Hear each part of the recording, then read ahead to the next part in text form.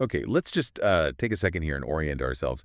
If you look at a calendar, today is Saturday, February 14th, 2026. Happy Valentine's Day. Happy Valentine's Day to you two and to everyone out there. Yeah. But we are not here today to talk about flowers or those little chalky candy hearts. Sees no, they taste like, what, drywall? They taste exactly like drywall. No, we're here because, looking through the source material for this deep dive, we are standing right on the edge of something absolutely massive. It's a precipice. I think that's the only word for it, really. We're looking out over a landscape that, according to this forecast, is about to be completely redrawn. And the date that's circled in red on our calendars isn't today. It's April 2026. We are less than 2 months away from a date that this particular forecast claims will be one of those dates that kids end up memorizing in history class. Right, like 1066 or 1969. You know, a date that represents a clean break. There's the world before April 2026 and the world after. It sounds like, it sounds like crazy hyperbole, doesn't it? My first reaction reading this was, okay, let's pump the brakes a little. Of course. That's the natural skeptical reaction. But then you start digging into the logic, the step-by-step argument laid out in this material. We're looking at a really detailed forecast that's centered on one specific event, the launch of mass production for the Tesla Cybercab. And the argument isn't just that a new car is coming out. It's that this one event, the moment these vehicles start rolling off the assembly line in huge numbers, is going to rewrite the source code of how we live. It's transportation, it's city planning, real estate, your daily schedule, how you work, all of it. Everything is on the table. It just feels heavy. We hear the term game changer so often it's lost our meaning. You know, my smart coffee maker claims it's a game changer. Right, it's disrupting my morning routine. Exactly. But the source material for this deep dive draws a very specific and I think very powerful analogy. It compares April 2026 to the launch of the iPhone. And that's the analogy we really need to sit with for a minute, because it's easy to forget what the world was like before the iPhone. Oh, completely. It's 2026 now. Our phones are just part of us. But think back 20 years. 2006. What did you have? I had a Motorola Razr, the silver one. I felt so cool snapping it shut after a call. Of course. It made that satisfying snap. And that phone, it did what? It made phone calls. Maybe you played Snake on it. That was it. That was peak technology for me. But then the iPhone arrived, and the crucial point is that it didn't just make calls better. It was a convergence event. It absolutely collapsed entire industries. The standalone GPS market, gone. I had a Garmin that I'd stick to my windshield. Yep, TomTom, Garmin, all of them, vanished. The MP3 player market, gone. The iPod itself was killed by its successor, pocket cameras, gone. The flashlight industry, the calculator industry. It's kind of funny when you list them out. It is. But it also enabled entirely new economies. The gig economy. Uber couldn't exist without it. Instagram couldn't exist. Mobile banking. None of that was possible. So the iPhone wasn't just a product. It was a platform that fundamentally changed human behavior. Precisely. And that is the core argument we're exploring today. The premise is that the Cybercab is the iPhone moment for physical mobility. It's not just a better car. It's a platform shift that is going to make our current way of moving around, our entire car culture, look as old-fashioned as a flip phone.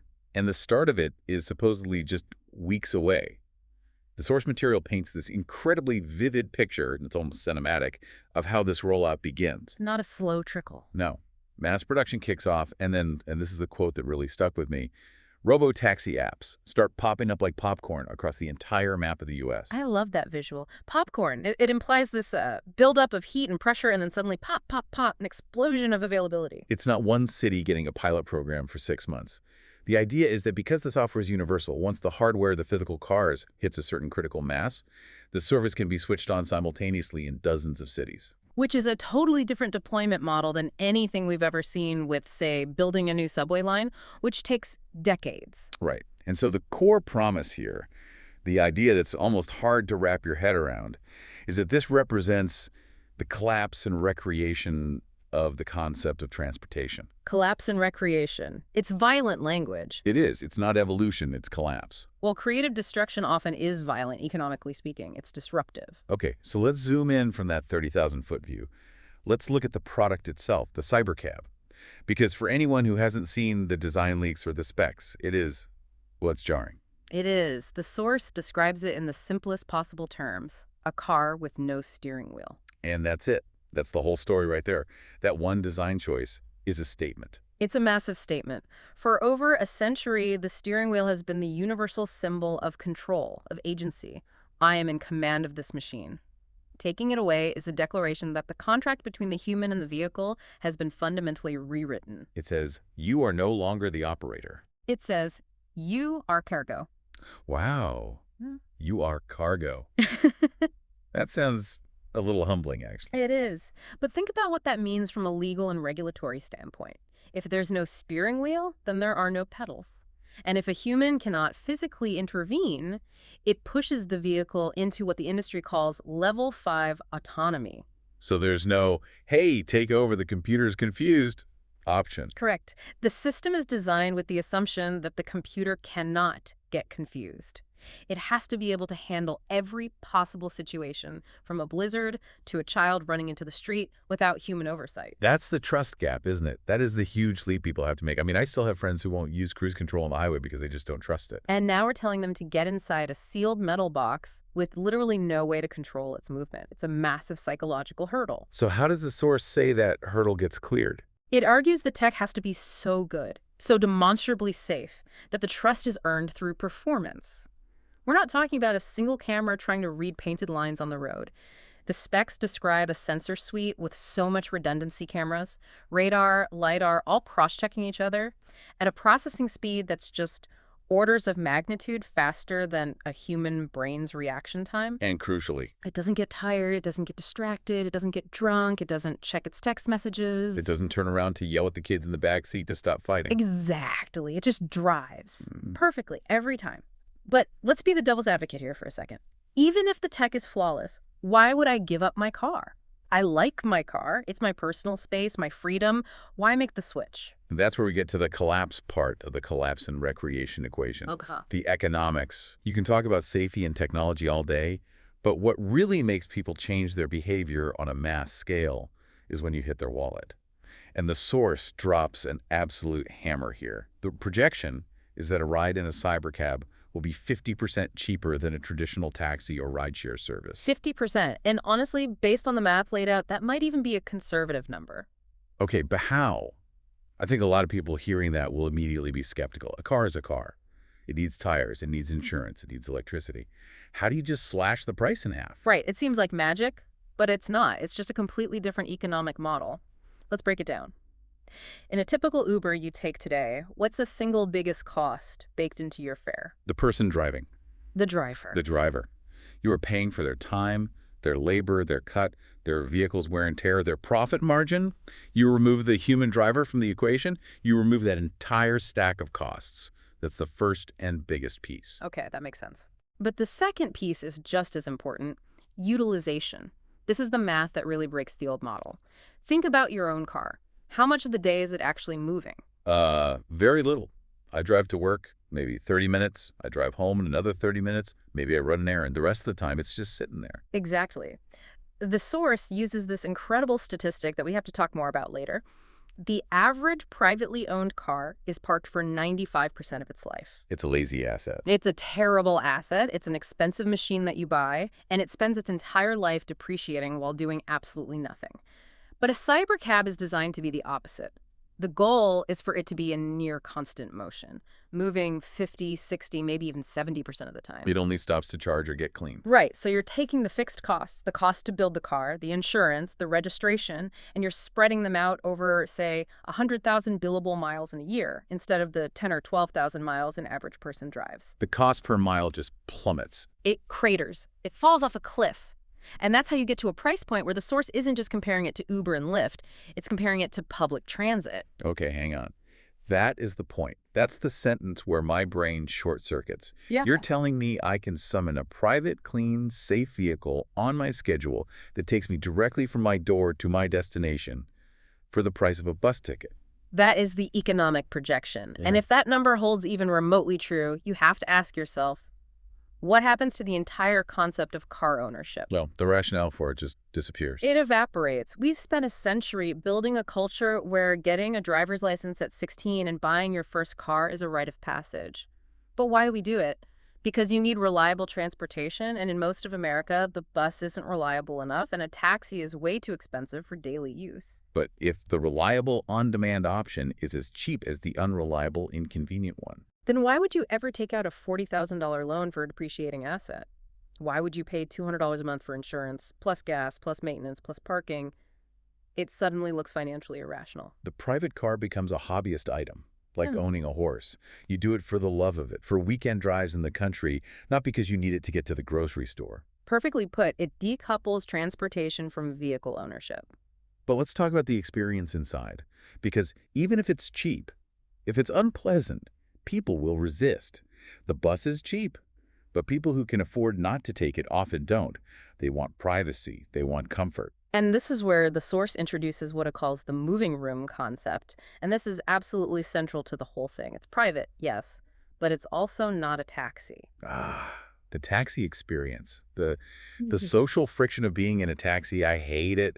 I'm just going to say it. I find it so awkward. It's a strange social space, isn't it? It really is. Yeah. You get in and you're in someone else's office. You can smell their air freshener. You're listening to their radio station. And there's this weird tension. Do I make small talk? If I don't, am I being rude? What if they want to talk and I just want to sit in silence? What if their music is way too loud or the car is freezing cold and you feel awkward asking them to change it? You're a guest in their space and you're performing the role of polite passenger. It actually requires mental energy. It really does. And God forbid you need to take a sensitive work call or have a private conversation. You're whispering into your phone, hoping the driver isn't listening in. All of that friction is removed in the cybercab. Yeah. Because there's no driver, there is no front seat, there's no dashboard. The entire interior volume, according to the source, is reimagined as a lounge, a private space for the passenger. And the source lists some specific examples of what you do in that space. You can watch Netflix on a large built-in screen. You can hold a perfectly private video conference for work. Or, and this is the killer app, the one that changes everything, you can sleep. Sleep. Yes. The seats are designed to recline, to let you stretch out. The design isn't optimized for sitting upright and looking forward, because there's nothing to look at. You don't need to see the road. So it's not a car anymore, it's a moving office, it's a moving bedroom, it's a moving movie theater. The psychological shift there is profound. Right now, time spent in a car is transit time. It's a void in your day. It's dead time where you're just gripping a wheel, stressed out, watching the clock. You're enduring the journey to get to the destination.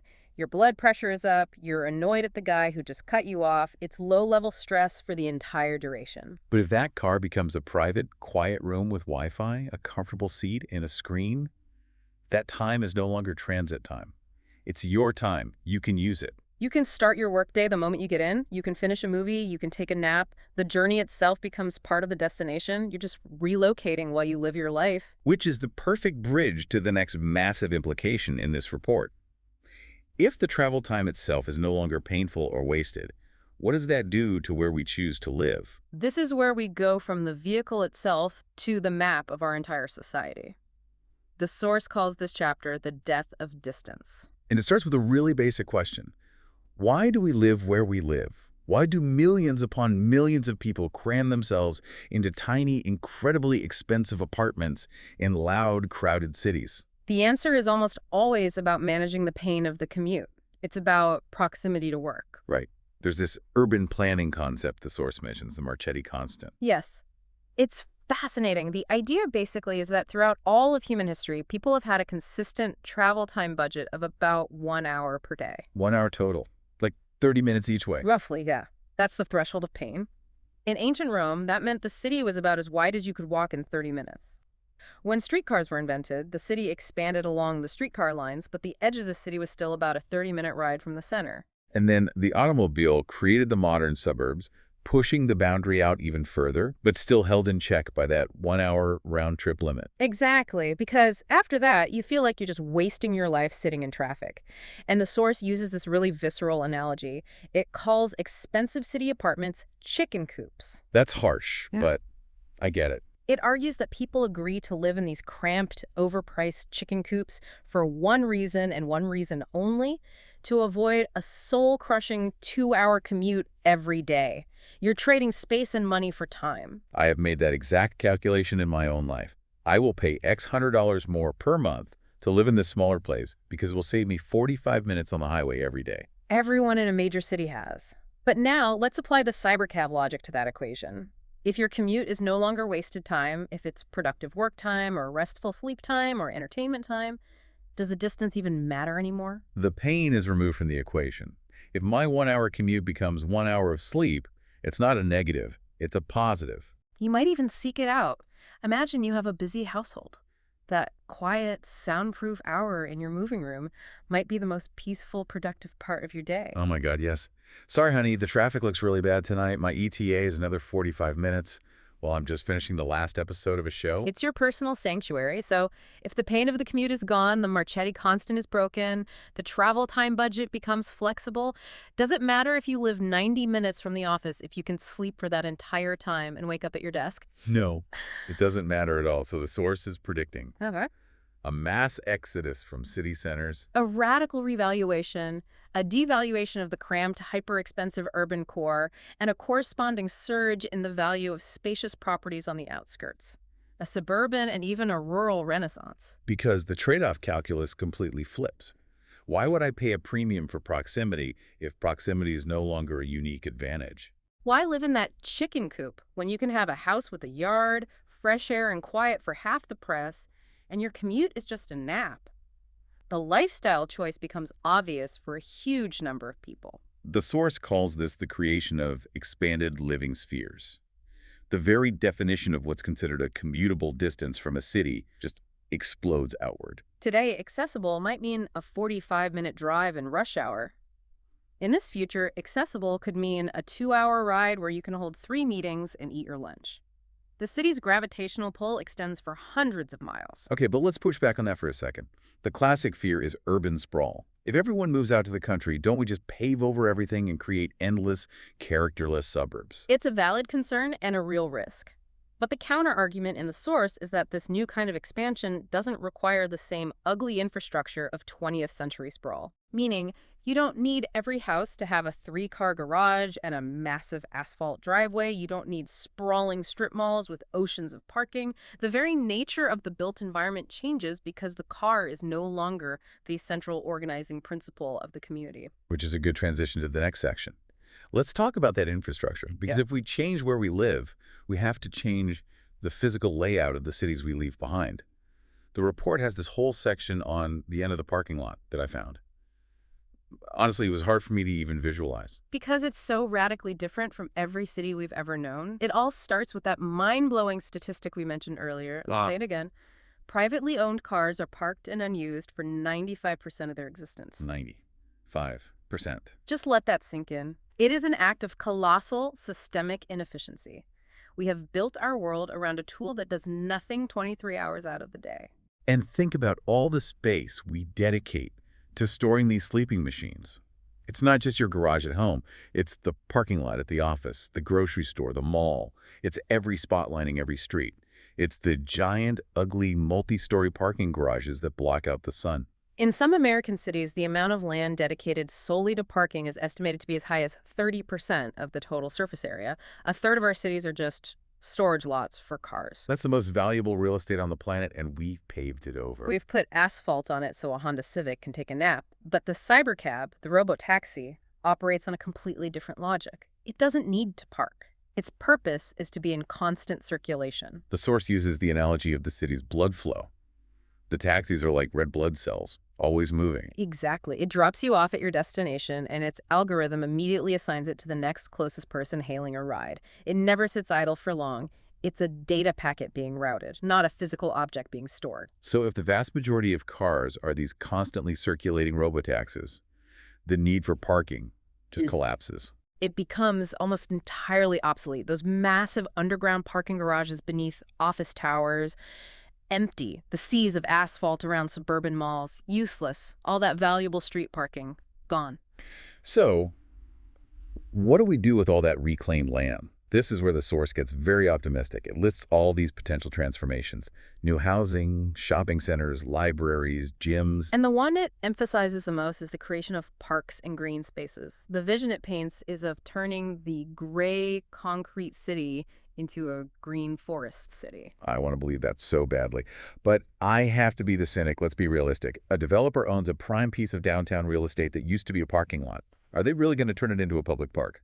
Or are they going to build another luxury condo tower and maximize their profit? And that is the trillion-dollar question, isn't it? The source material presents the potential. It's as the land becomes available. What we choose to do with that land, whether we prioritize public good or private profit, is a political and social choice we'll have to make. So it's not a technological inevitability. It's a human choice. Right. But the opportunity space opens up in a way that's never existed before. And even if some of it becomes new buildings, those are arguably better than dead asphalt. But the vision, the ideal laid out in the report, is about reclaiming the concrete. Just try to visualize that for a second. You walk out of your office building today. What do you see? A street choked with cars, a massive parking deck across the way. In this future, you walk out and you're in a plaza, or a garden, or a grove of trees. It would fundamentally change the sensory experience of being in a city. It would even change the temperature. All that dark asphalt absorbs sunlight and creates the urban heat island effect. Rip it up and plant trees, and you literally cool the city down by several degrees. Okay, but I'm stuck on one logical problem here. If the cars are always moving and never parking, doesn't that just create one giant, endless traffic jam? If they're all circulating, aren't they just clogging the roads 24/7? It seems like it should, right? It's counterintuitive. But this is where the source brings up the math of shared mobility, which it calls the 80-20 rule. The 80-20 rule, okay. The prediction is that to serve the same number of people and trips, we will need 80% fewer vehicles. 80% of the cars on the road today could simply disappear. Wait, how? 80% just gone? Gone. Because of the efficiency gain? Remember, your car serves one person or one family, and it does that for maybe an hour a day.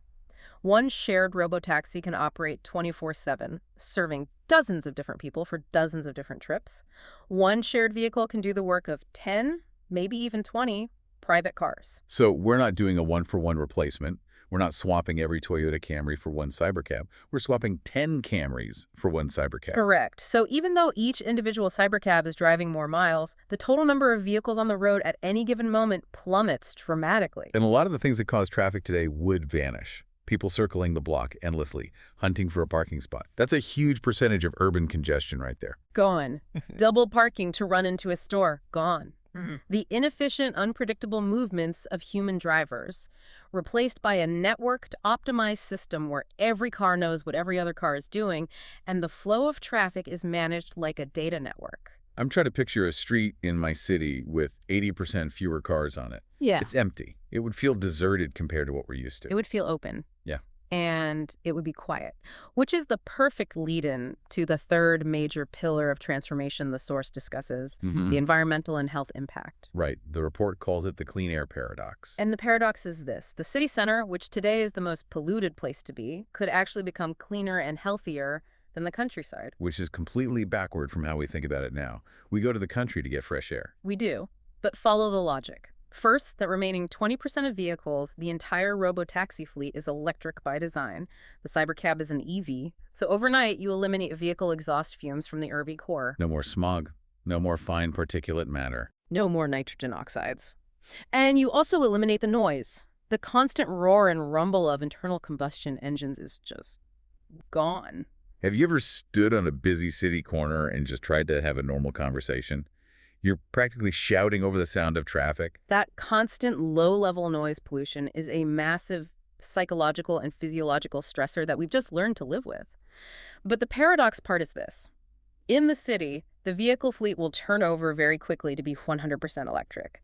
But out in the rural areas, people will likely hold onto their old gas-powered pickup trucks and diesel farm equipment for much longer. So the city becomes a zero-emission zone by default, while the countryside lags behind. Potentially, yes. And the source mentions something called phytoncides. Laughs. I had to look that one up. It sounds like something you'd spray on weeds. I know, it sounds like a pesticide.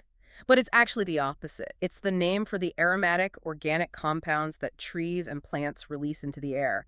It's the smell of a forest. The forest bathing thing that's become so popular. Breathing in the trees is supposedly good for you. It's been shown to reduce stress and boost your immune system. And the source makes this beautiful point. We will literally replace the smell of carbon monoxide and diesel exhaust in our cities with the smell of phytoncides. Because we tore up all the parking lots and planted trees in their place. Exactly. The whole system creates a virtuous cycle. Fewer cars means less need for asphalt. Less asphalt means more room for green space. More green space and electric vehicles mean cleaner, healthier air to breathe. It all connects. And that leads to major lifestyle changes, too. The source talks about the rise of the greenway. This is about repurposing the road infrastructure itself. If you have 80% fewer cars, do you really need a massive 8-lane avenue cutting through the heart of your downtown? No, of course not. It's complete overkill. So what do? You shrink the road. Maybe you dedicate 2 lanes to the circulating cybercabs. What do you do with the other 6 lanes of asphalt you've just reclaimed? You expand the sidewalks, you build protected bike lanes, you put in a park. You build greenways, linear parks that connect to other parks. You turn your city into a walkable, bikeable network of green spaces. The report predicts that for short trips within the city center, walking and jogging will become the default mode of transport because the environment will finally be pleasant and safe enough to support it. It's a total inversion of the last century of city building. We built our cities to serve the needs of the car. We surrendered our public space to the machine. This vision is about rebuilding our cities to serve the needs of people. That is the absolute heart of the argument. For 100 years, we have been the ones who have had to adapt. We contorted our lives, our schedules, our architecture, and our bodies to the demands of the automobile. This forecast suggests we're at the cusp of a moment where the technology finally adapts to us. Okay, so let's bring this all together. We're sitting here, it's February 14th, 2026. This source we've been diving into posits that this whole cascade begins in April. That is 2 months from now. 2 months until the first domino is pushed. It's an incredibly compressed timeline. We've covered a huge amount of ground. Let's try to synthesize it into the key pillars of change for you listening. There are 3 big ones. Right. Pillar number 1 is economic. Radically cheaper travel and the potential end of private car ownership as a necessity. Which is a huge deal. The average American household spends something like $10,000 a year on their cars. If that cost drops to $2,000 or $3,000 for robo-taxi services, that's effectively an annual raise of $7,000 or $8,000 for millions of families. Pillar 2 is spatial, the death of distance. The freedom to live further from work without penalty, triggering a potential suburban and rural renaissance. It's about redrawing the map of how and where we can live our lives, a fundamental change in our relationship with geography. And Pillar 3 is environmental. Reclaiming our cities from asphalt, turning parking lots into parks, breathing clean air, and reducing noise pollution. A chance to create urban environments that are healthier and more humane than any we've ever known. It's a breathtaking vision. It really is. But as we wrap up this deep dive, the one question that keeps nagging at me is it all too much? Too fast? The technology might be ready in April, but is society? Are we ready for this? And that is the great unknown. We know that technology advances exponentially. But culture, institutions, laws, they all move linearly. They're slow. Can our zoning laws adapt quickly enough?